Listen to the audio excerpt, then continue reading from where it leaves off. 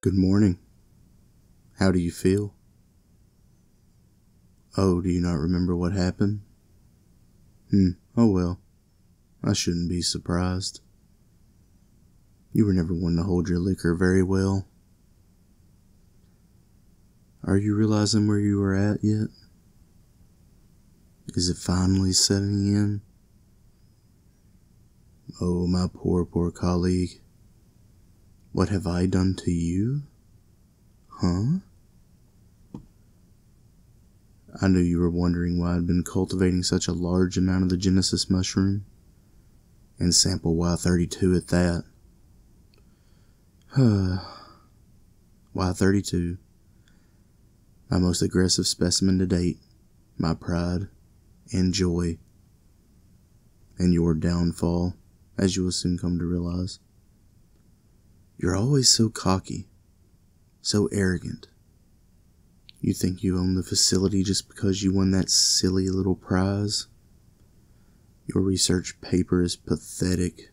Renewable energy through love and healthy soils. Pah! I question every day why they'd give you a doctorate for this, let alone a Nobel Prize. My research is superior to yours in every way, shape, and form. My mushrooms grow quicker, build structures, can digest almost anything, produce more energy than your pitiful crop ever could, and most importantly, they have a mind of their own. They're intelligent. They sense a path to the nearest food source, even when it's obstructed by a maze. They grow according to the feeding schedule I've trained them towards.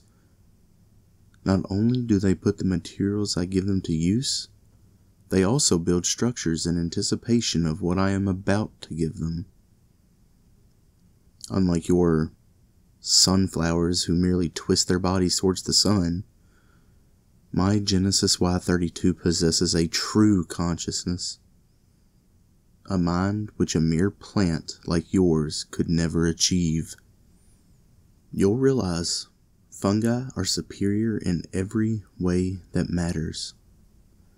I've grown enough samples of Y-32 over the past few months to completely cover the inside of the entire containment chamber. It has become somewhat of a side project of mine. Ever since our facility has stopped working with animals in favor of mushrooms and the like, it's been sitting empty, abandoned. So I thought it wouldn't hurt if I used it. Every night after you and the other staff have already gone home, I came here, prepared the room for its new guest, so to speak. I fixed twigs and vines to the walls, laid out different types of soil on the floor, even brought in a couple of plants to serve as nutrition. And then I brought in the samples, one by one. Of course, I left their habitats shut at first. I couldn't risk having Genesis grow and infect me with its spores once I re-entered the room the next day. But yesterday, I had finished my work. I had completed my little project. And wouldn't you agree that it's absolutely beautiful? An enclosure worthy of such a brilliant entity. So I finally took you up on your offer. I followed you to the bar that you've been wanting to take me out to for months now. A nice night out between colleagues, just like we used to do all the time, wasn't it? I always hated those nights. Did you know that? I wanted to impress you. Wanted to be part of your group so badly. I wanted to prove that I was just as smart as all of you, as all the other scientists, engineering, renewable energy, cancer research, a cure for anxiety, and whatever else our organization had you guys develop. It all seemed so impressive. But of course I could never keep up. I was always just the mushroom freak, the one who went on and on about spores and soil. I could never earn the same amazed looks and honest compliments you guys amassed. But you were the worst. You pretended to be my friend. At least the others laughed at my face when I told them about my mycelium structures and plans for fungus-powered AI. But you listened. You even gave me input, sometimes helpful, sometimes horrifically misunderstanding of the subject matter at hand. You pretended to accept me. And then you went ahead and abandoned me, buried yourself in your studies, all to win those stupid prizes that you said you weren't interested in. You left me in the dirt, dismissed me when I attempted to tell you about my newest breakthroughs. You only came crawling back to me once you'd won everything there was to win. But you'd already lost me. You should have listened when I told you about my findings. You should have paid closer attention when I explained to you what Genesis is. It's not simply just a fungus. It's got intelligence. True intelligence. Even more than regular types of mushrooms. Most importantly, it has emotions. Rage, to name the most prevalent one. It feels the need to destroy. During my research, I seem to have accidentally chosen to delve further into the samples that reflected my own feelings.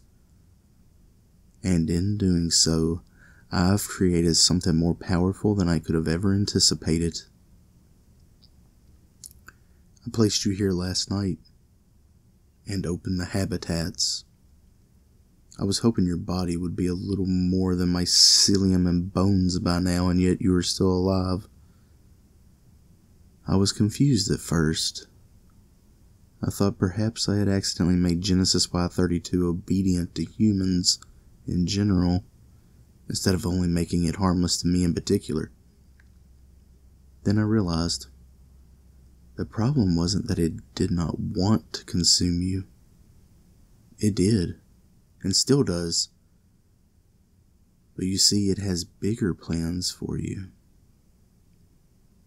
Your body is already saturated with its spores.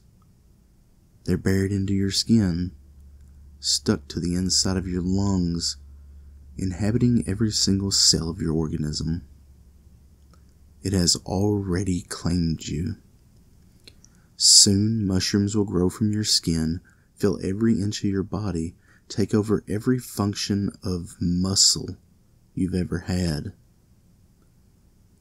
You'll become one with the fungus, a hybrid, and in doing so, not only will you lose everything, family, doctorate, Nobel Prize, your life, the fungus will gain so much.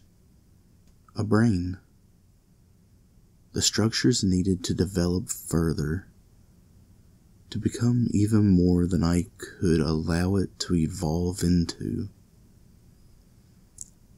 Then, it'll be the true origin of something new, the true Genesis.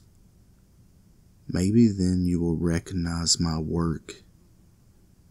I'm no longer the mushroom freak. From now on, I'm the creator of the new you. Accept your new life, Y-33. You're about to become part of a new life form, like the Earth has never seen before. All that's left to do is wait.